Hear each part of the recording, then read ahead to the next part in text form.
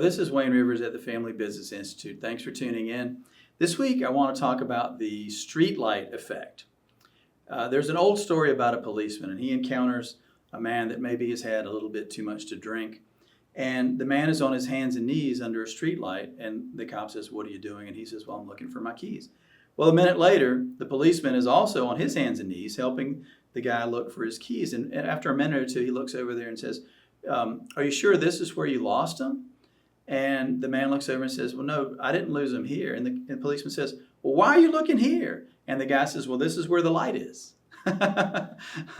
So it's called the streetlight effect, and it's really a human cognition issue. This is just the way our brains, we tend to gravitate towards looking for easy solutions. We tend to want to accept easy solutions because, let's face it, they're easier.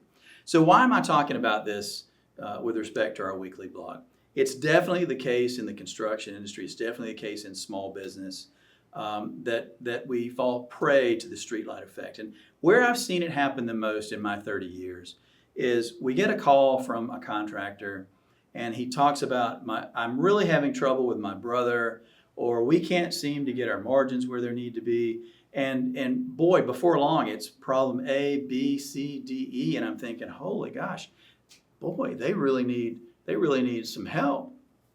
And then I'll follow up in 2 or 3 weeks, and they'll say, well, my CPA is going to work on it for us, or there's a guy here in town we've worked with before, and he's good at this stuff, so he's going to help us with it.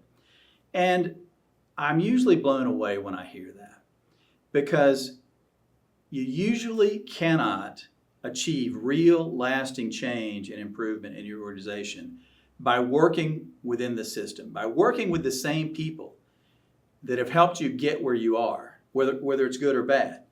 You really can't achieve lasting change. It takes different perspectives, new ways of looking at things. It takes someone or some event that's going to get you out of your comfort zones. And sometimes it even takes disruption in your organization to get the lasting changes that you want. Ultimately, it takes a great deal of courage to look outside of the light. And that's what you need to do. And so the people that you've relied on to get you where you are hardly the people to get you into a new place, if that makes sense. It's a frustration I've had for 30 years. Thanks for letting me share it. I'd like to hear from you how you've been successful in making changes. What catalysts, maybe what even disruptions have you utilized to achieve lasting change in your organization? This is Wayne Rivers at the Family Business Institute.